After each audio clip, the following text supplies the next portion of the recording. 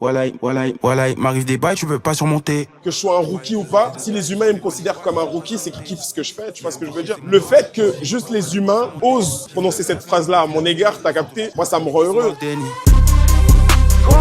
Nigga, faut que je brasse comme un hustle. On multiplie billets, même si on a un seul. Le temps c'est l'argent, il faut ramener des ailes.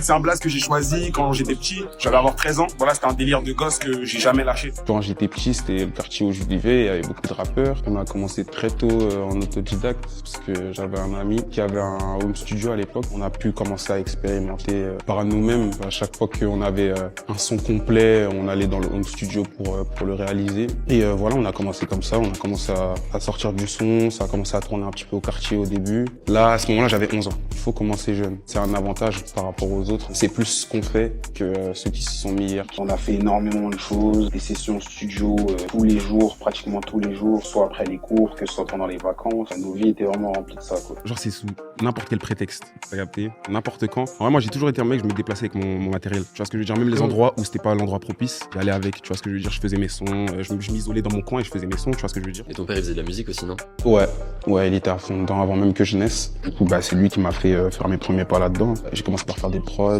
il m'a appris à prendre mes premières marques sur le logiciel, etc.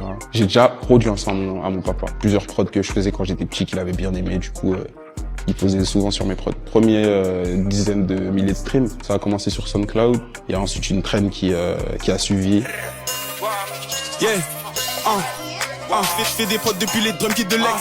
Mon ressenti, c'était que fallait maintenir le truc, parce que on sait très bien comment ça se passe en général, les petits buzz TikTok qui viennent comme ça. Du coup, je me suis vraiment pas relâché, ça m'a pas réellement impressionné. J'ai plus travaillé après que ça a commencé pour moi qu'avant que ça commence. Comment je suis tombé dans la DMV? En fait, j'en écoutais sans le savoir. Et dès que je regardais les commentaires, c'était souvent des critiques par rapport au fait que ce soit pas dans les temps, par rapport au fait que les phrases se mélangent et tout, parce que les gens n'étaient pas forcément habitués au début. J'ai pas forcément accroché directement. C'est à force de me pencher sur le truc, d'écouter différents artistes, etc., que j'ai commencé à me prendre la claque et que je m'y suis mis directement. C'est une sous-branche de la trap, sous-branche de la drill en même temps, tu vois. C'est comme un arbre généalogique, tu vois ce que je veux dire. Et voilà, aujourd'hui on arrive avec ça. Ça n'a pas été forcément beaucoup produit en France. Nous on le ramène pur et authentique.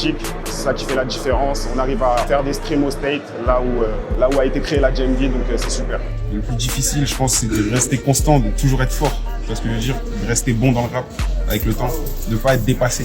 En France, on a pris le terme JMV en oubliant la JMV Crank, qui fait que les gens posaient peut-être avec le flow JMV, mais ils posaient sur des prods qui étaient plus axés plug. Il y a vraiment tout un tas de codes à respecter en fait quand on fait de la JMV. Le problème, c'est que ça a quand même dénaturé un petit peu le truc, qui fait que quand moi j'arrive avec mon délire, j'ai un peu plus de mal à me faire accepter.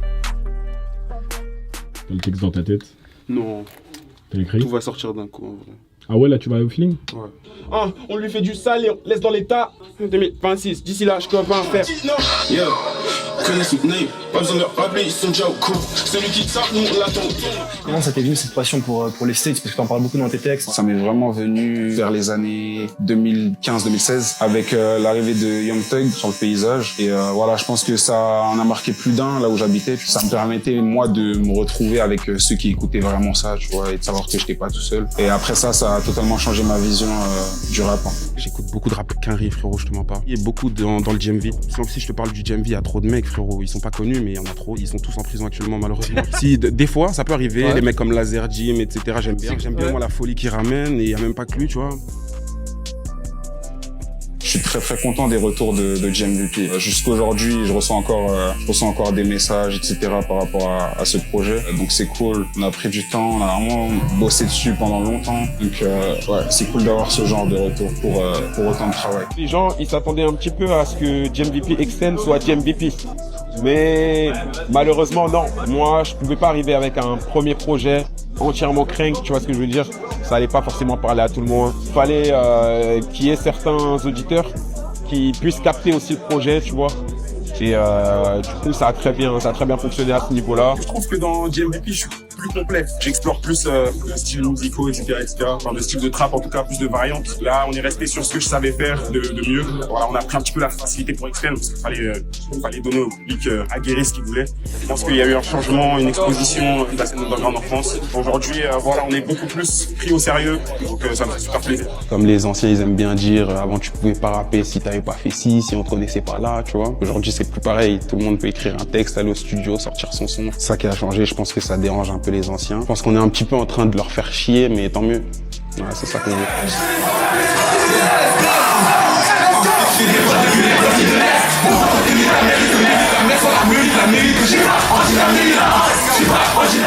Sur Internet, tu captes pas forcément qu'il y a vraiment des gens autour de toi qui te suivent pour de vrai. C'est justement ce genre d'événements-là, d'occasions-là, qui peuvent te rappeler que t'es pas tout seul. Il y a des gens qui te suivent, tu vois ce que je veux dire.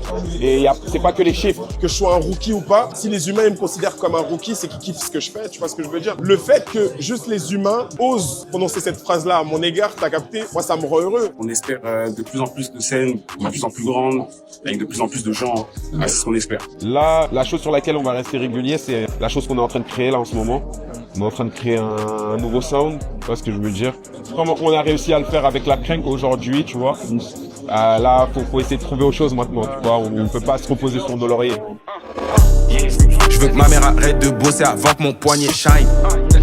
Quand j'envoie une barre, je le fais comme un dingue, le panier je casse. Yeah, je rêvais devant mon cahier de rap. Je réfléchis bien avant de caler une phrase. Un jour tout en haut, je vais y aller une fois. Serein, je sais où j'ai caché le bois.